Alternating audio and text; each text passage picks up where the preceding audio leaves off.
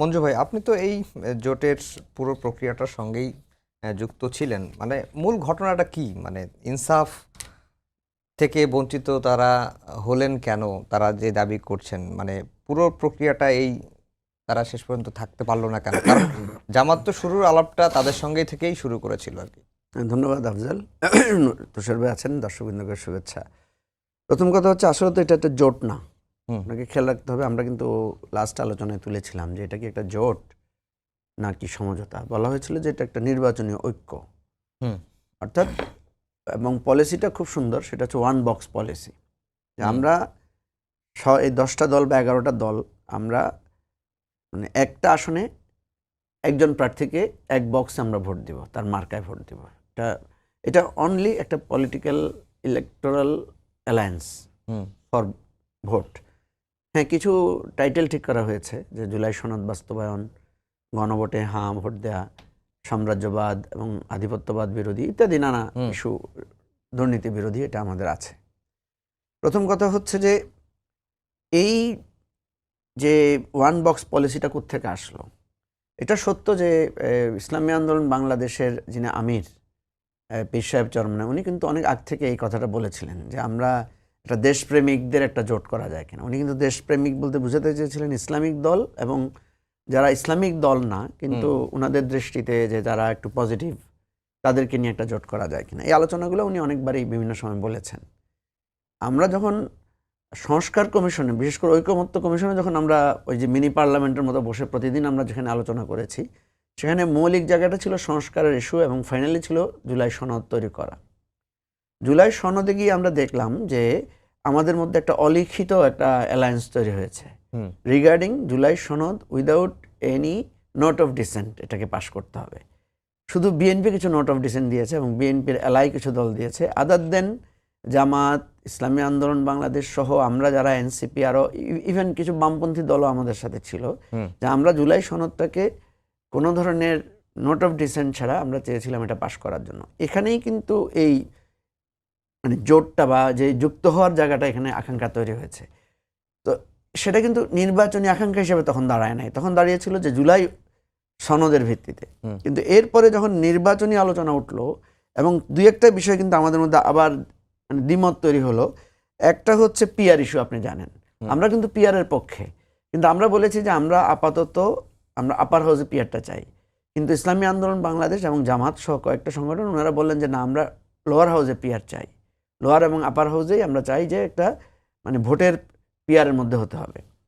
এখানে আমাদের মধ্যে একটু পার্থক্য হলো। আরেকটা পার্থক্য হলো গণভোটটা কোন দিন হবে। জামাত বলল যে গণভোটটা হতে হবে আগে। জামাতের একটা আর্গুমেন্ট ছিল, যুক্তি ছিল। আমরা বলেছি ঠিক আছে, এটা নিয়ে বিতর্ক করার দরকার নাই, গণভোটটা একই দিনে ইলেকশন করলেই হয়ে যাবে, কারণ এটা তো একটা আনুষ্ঠানিকতা এবং খরচ কমবে, ঝামেলা কমবে ইত্যাদি একটা বিষয় ছিল। এখানে কিন্তু আবার বিএনপির সাথে আমাদের মতের মিল ছিল। এই জায়গায় দেখা গেল যে ওই যে পরে আমাদের সাথে কোনো মানে ঐক্যবদ্ধতা তৈরি না হয়ে বেসিক্যালি ইসলামিক দলগুলোর মধ্যে একটা মানে ওই প্রথমে ছিল 5 দল, পরে এটা 8 দলে রূপান্তরিত হলো। 8 দলে রূপান্তরিত হয়ে ওনারা বললেন যে আমরা ওয়ান বক্স পলিসিতে যাব। এই ওয়ান বক্স পলিসিতে কিন্তু ওনারা যথেষ্ট ঐক্যবদ্ধ ছিলেন এবং দেশের বিভিন্ন স্থানে কিন্তু ওনারা সমাবেশও করেছেন, বিভিন্ন জায়গায় ঘুরে এটার মতামত তৈরি করেছেন, একটা টেম্পো উঠেছিল। আমরা কিন্তু একটা অবস্থান নিয়েছিলাম যে আমরা কোনো জোটে যাব না।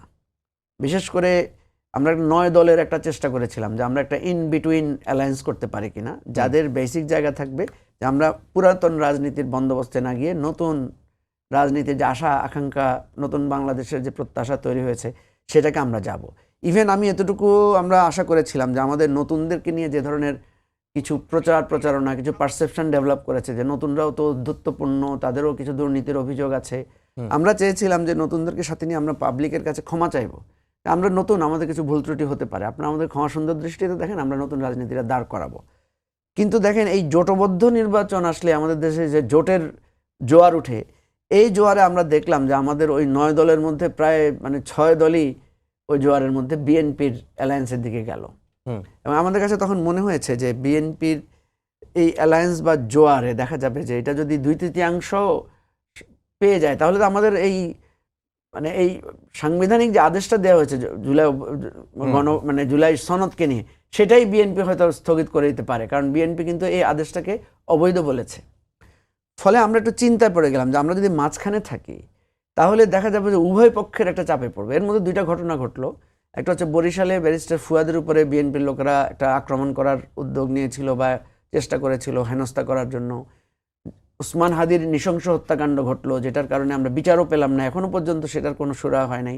এর বাইরে এনসিপির বিভিন্ন জায়গায় কর্মীদের উপরও দেখা গেলো যে বিএনপির সাথে কোথাও জামাতের সাথে টুকটাক গন্ডগোল হচ্ছিল। তা আমরা তখন চিন্তা করলাম যে না, আমরা মাঝখানে থাকার যে আইডিয়াটা নিয়েছিলাম, তখন বিশেষ করে এনসিপির নেতাকর্মীদের মধ্যে থেকে আশা আসলো যে না, আমরা মাঝখানে থাকবো না, আমরা কোনো একদিকে যাব। তখন বিএনপির সাথে এবং জামাতের সাথে আলাদা করে আলোচনা হলো, এবং সেই আলোচনার পরিপ্রেক্ষিতে কিন্তু এই যে আপনার 11 দলীয় জোটের সাথে নির্বাচনী একটা সমঝোতা বা 11 দলীয় নির্বাচনী সমঝোতা আমাদের যুক্ত হওয়া। এখন ওই যে যেই কথাটা আসছে, এত লম্বা করে বললাম কেন, যে ইনসাফের প্রশ্নটা যেটা আপনার ইসলামী আন্দোলন বাংলাদেশ তুলেছে, আসলে ওনাদের মধ্যে কি আলোচনা হয়েছে সেটা তো আমরা জানি না। আমরা লাস্টের দিকে এসে যতটুকু জানতে পেরেছি যে আসন বন্টনের একটা ব্যাপার ছিল, এটা নিয়ে একটা মানে গ্যাপ ছিল। আর ওনাদের ওই যে বিভিন্ন কথা যে আমাদের আদর্শগত, কারণ আদর্শগত বিষয় আমি তুষার ভাইয়ের সাথে একমত যে আদর্শগত বিষয়ে ওনাদের আসলে কোনো আলোচনা হয়েছিল কিনা সেটা তো আমাদের জানা নাই। তো কিন্তু যেটা হয়েছে যে এই যে বিচ্ছিন্ন হয়ে যাওয়াটা ক্ষতি হয়েছে, এটা আমি মনে করি দেশের রাজনীতির জন্য এবং সরকারি দল বিরোধী দলের যে রাজনীতির জায়গাটা, একটা শক্তিশালী বিরোধী দল হওয়া বা বিরোধী জোট হওয়া, এই কনসেপচুয়াল জায়গা থেকে এটা কিছুটা হলেও এটা ক্ষতি হবে আর কি। জি, তুষার ভাই, যেটি মঞ্জু ভাই শেষের দিকে বললেন যে এই ইসলামী আন্দোলন বেরিয়ে যাওয়া, সেটি সরকারি দল হোক বা বিরোধী দলের রাজনীতির জন্য ক্ষতি হয়ে গেল, এটি একটি দিক। আরেকটা দিক হচ্ছে যে ইসলামী আন্দোলন বাংলাদেশ মনে করে যে আগামী নির্বাচনটা একটা পাতানো নির্বাচন হবে, কারণ জামায়াতের আমির তিনি তারেক রহমানের সঙ্গে দেখা করেছেন, দেখা করে তিনি জাতীয় সরকারের একটি কথা বলেছেন যে নির্বাচনের পরে সরকার গঠনের আগে বিএনপির সঙ্গে বসবেন এবং একত্রে বিএনপির সঙ্গে কাজ করার একটা কথা বলেছেন।